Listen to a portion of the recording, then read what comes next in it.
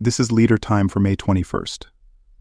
FedNet is the only news organization to podcast Daily Floor remarks by Senate Majority Leader John Thune and Democratic Leader Chuck Schumer. We're glad to have you. On May 21st, Thune discussed increased defense spending in a budget reconciliation package the House had named the One Big Beautiful Bill Act. The following material is protected by copyright. Mr. President, Republicans are continuing our work on a reconciliation bill that delivers for the American people. And if I had to summarize this bill in one phrase, I would say it's about building a stronger America. And a stronger America, Mr. President, is a safer America. Last week, I discussed the importance of strengthening our border security, something that we are addressing in our reconciliation bill.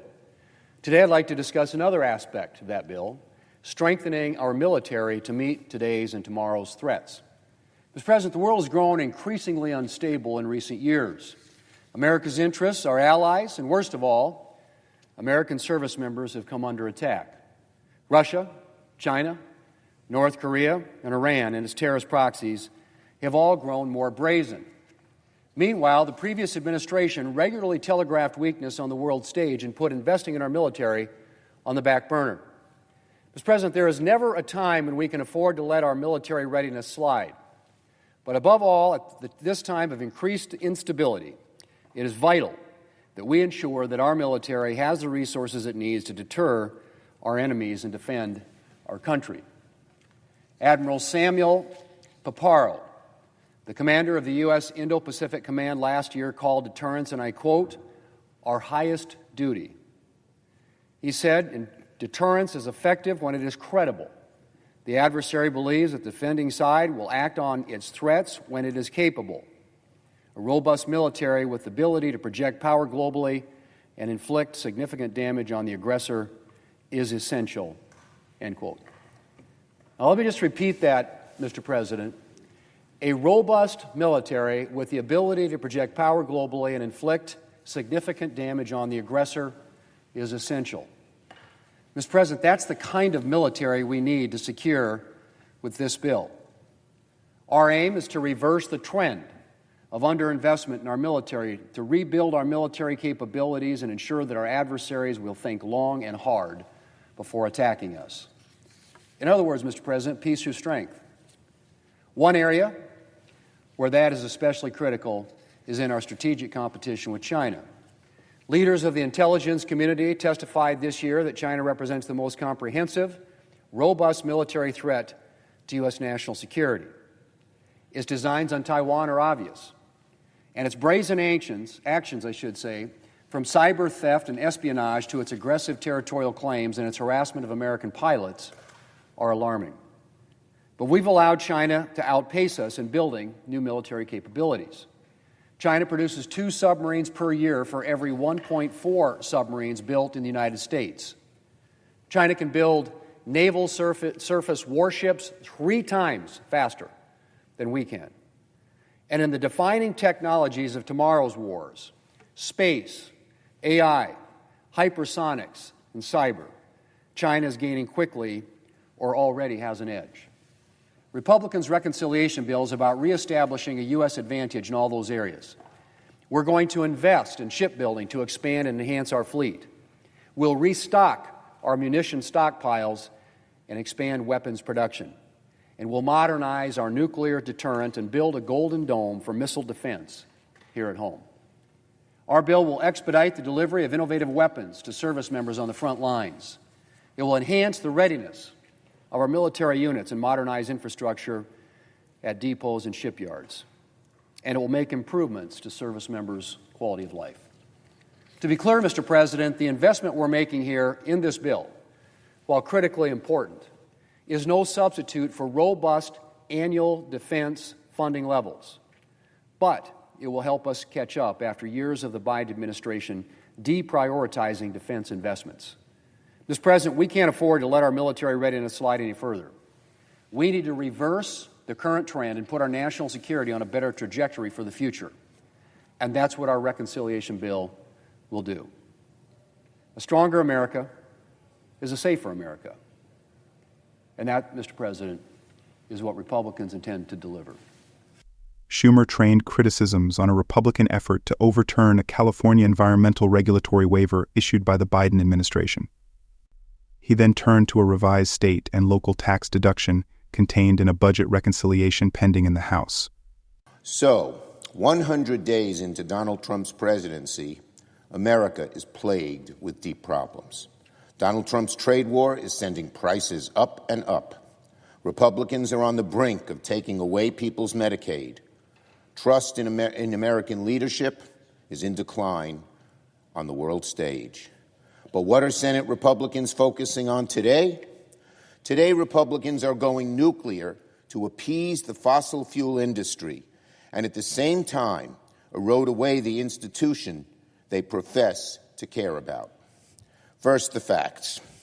This week, Senate Republicans want to use a measure known as the Congressional Review Act, CRA for short, to repeal 3 vehicle emission waivers from California. These waivers have been used for decades and are vital for helping keep our air cleaner, our kids healthier, and to lessen our reliance on big oil. Republicans have tried to get rid of California's emission waivers for a very long time. The fossil fuel industry, which knows it is in decline, which knows that clean energy is not only the cleaner wave of the future, but the less costly wave of the future, but the fossil fuel industry hates them, hates that industry. So Donald Trump's EPA tried to rescind the last iteration of one of these waivers during his first administration. But that effort fell short in the courts. The courts rejected it. Now Republicans want to try again, this time by using the CRA to repeal these emission waivers at a simple majority threshold. But what was made crystal clear today on the Senate floor through parliamentary inquiries I made to the parliamentarian, that the Senate parliamentarian has advised both sides, Democrats and Republicans, that legislation to overturn these waivers does not qualify for expedited consideration under the Congressional Review Act. That means any legislation to repeal these waivers should be subject to a 60-vote threshold in the Senate. The Senate parliamentarian, as we know, plays a vital role in keeping this institution whole. It's thankless work. The parliamentarian's advice and judgment on rules and procedures of this institution is indispensable to both parties. So Republicans face a choice. Do they adhere to Senate precedent, as they've long claimed to do, and find another way to pass their repeal? Or are they going to plow ahead, overrule the parliamentarian, do the bidding of big oil, and further eat away at the Senate in the process? Well, today we have our answer. Senate Republicans are going nuclear. Let's be very clear. To override the parliamentarian and to use the CRA in the ways the Republicans propose is going nuclear. No ifs, ands, or buts. And don't take my word for it. Let me read a quote from Leader Thune from just a few months ago. When he was asked if he'd advise his party against moving to override the parliamentarian, Leader Thune said this, quote, "Yeah, and that's totally akin to killing the filibuster. We can't go there. People need to understand that." Again, Leader Thune himself said overruling the parliamentarian is akin to killing the filibuster, and that is just what the Republicans are proposing to do today. Just yesterday, Leader Thune admitted that this step could, quote, create a precedent for the future. And what an awful precedent. And in his first address as Republican leader, Leader Thune stood right here in the chamber. I sat and listened and promised that, quote, one of my priorities as leader will be to ensure that the Senate stays the Senate, unquote. Well, what happened to all of that? What happened to all the preaching we hear from the other side about norms and rules and precedent? Apparently, when the rules suit them, Republicans will preach about protecting precedent. But now that the rules are inconvenient, When they stand in the way of their ideological goals, Republicans say, away with them. Shameful, shameful. Republicans don't need to take the Senate down this road. They have other alternatives at their disposal. If they want to repeal these waivers, bring legislation to the floor, have a debate. There's nothing that prohibits that. That's what should be done in the kind of regular order our Senate Republicans professed they were going to restore when they got here, when they got the majority here in January.